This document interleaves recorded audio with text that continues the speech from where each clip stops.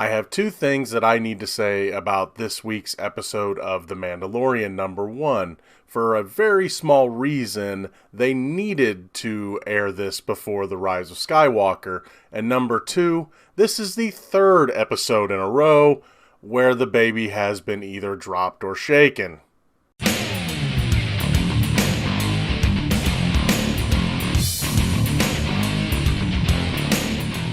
Hey everybody, what's going on? Welcome to an all-new Crossin Streams. As always, I'm your host, the real Geno Reynolds, and today we're going to be talking about The Mandalorian Chapter 7, The Reckoning.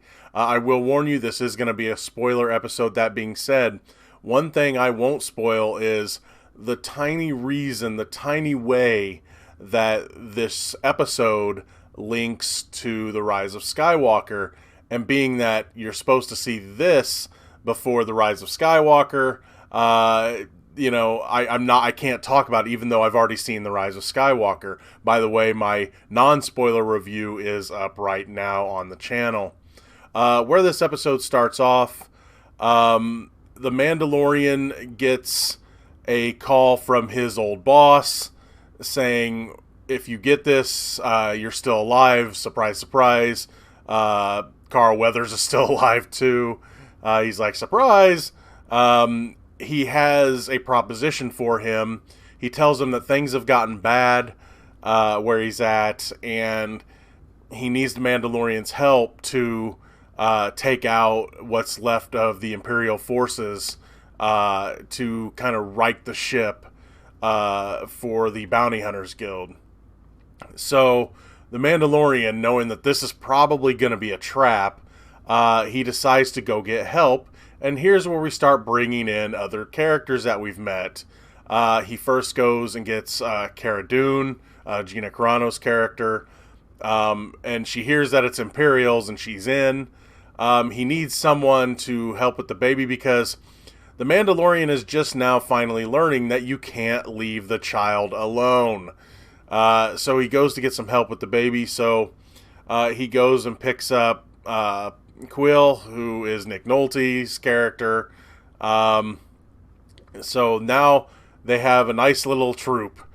And also, Quill has also repurposed IG-11, which of course it freaks out the Mandalorian, but he's basically been rebooted and reprogrammed to serve Quill. But they also mention that he will protect if he needs to, because again, you knew he was programmed to hunt the baby, which of course that puts the Mandalorian on edge. But IG-11 now is just kind of a server bot, but you can tell he still has the capabilities to open up a can of you know what if need be.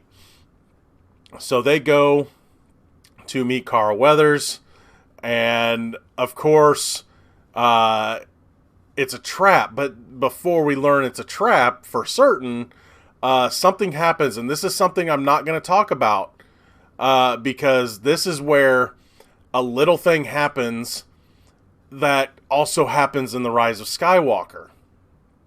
But even just by saying that, I may have spoiled it. But it's not like a character or anything. I'm not saying that there's a character link. But something happens in this episode that also happens in The Rise of Skywalker. That's all I'm going to say. So they learn it's a trap.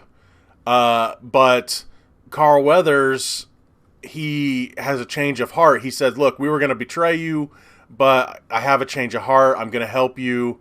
And he goes to help free the baby, or the Empire wanting the baby. So they pretend that that they captured the Mandalorian. Cara Dune covers up her tattoos that would basically say, hey, I used to be in the rebellion. And they go to face off against the Empire and try to kill off the boss, because they feel if they kill off the boss, which is Werner Herzog's character, the Imperials that are still there will be like, hey, there's no more money, we're leaving, right?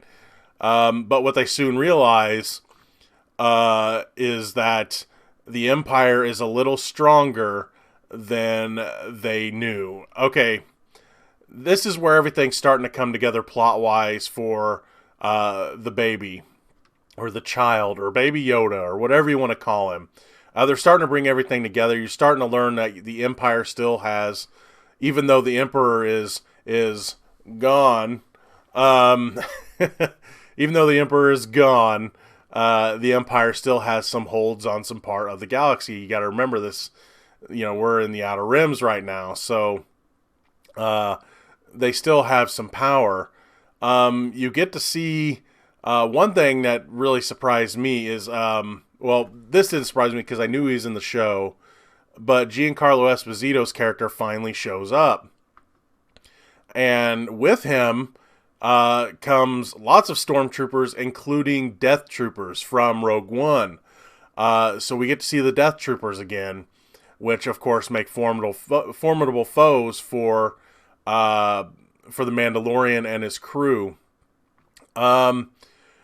Really, I mean, yeah, there's some things have happened in the show, but really, usually you go home happy. I know you're at home watching it streaming, but it's a go home happy type show, right? Not this time around. This one ends on a real cliffhanger that will lead in, of course, next week to episode 8, which is supposed to be the finale of the season. Hopefully an extra long finale. I'm hoping they give at least like an hour, maybe. I doubt they will, but you never know. It'd be great if they did. So you get left with a real cliffhanger, and I'll just say this. No, I don't want to say it. I don't want to spoil it. But let's just say that the good guys are in a jam. One thing we don't learn about, we still haven't learned about who's following the Mandalorian, which basically tells you he's probably going to get out of this alive, probably with the baby. But we haven't learned who's following me yet. The new rumor, and granted, I just heard about it yesterday, that it may be Ahsoka Tano from the Clone Wars and Rebels, which I've been looking forward to live action versions of those characters for a long time. And I've heard that Ezra might show up, and of course it would make sense that Sabine Wren would show up. I mean, she's a Mandalorian as well. So I don't know if that's going to be the case, but in a way, for Ahsoka Tano to show up, it might make sense because you have a Force-sensitive child. Is he going to just carry around the child every season? I don't think so. I think the child is just a plot point for this season. Maybe the second season as well. After that, I don't think they're going to use the child anymore. I think they're going to move on following the Mandalorian on another adventure, and they're going to resolve the child storyline after 2 seasons, I think. I don't think they're going to quit it after 1. You can't cram in that much stuff in 1.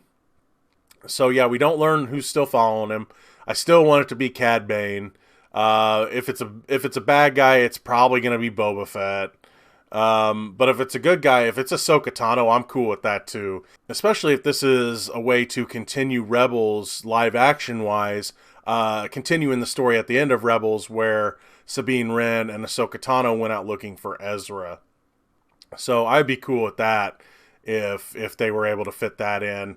All in all, I really did enjoy this episode. I did like that it ended on a cliffhanger. Though I always enjoyed quote-unquote going home happy. I like that this one is going to lead into the next one because the way that Nick Nolte's character Queel talks in this episode, a lot of time has passed because he's like the child hasn't grown much. So maybe he was expecting it to have gotten taller or something. So who knows how long the Mandalorian has been going on. They don't really say. But all in all, I really did enjoy this episode. I enjoyed the cliffhanger ending, and I am really looking forward to next week when the finale happens. And I'm hoping next week that we learn who's been following him. I really don't think they need to hold that off to the second season. Even if they just introduce who it is, I would be happy with that. But yeah, I was pretty satisfied with this episode. I'm still really digging this show. It's totally making Disney Plus worth it for me.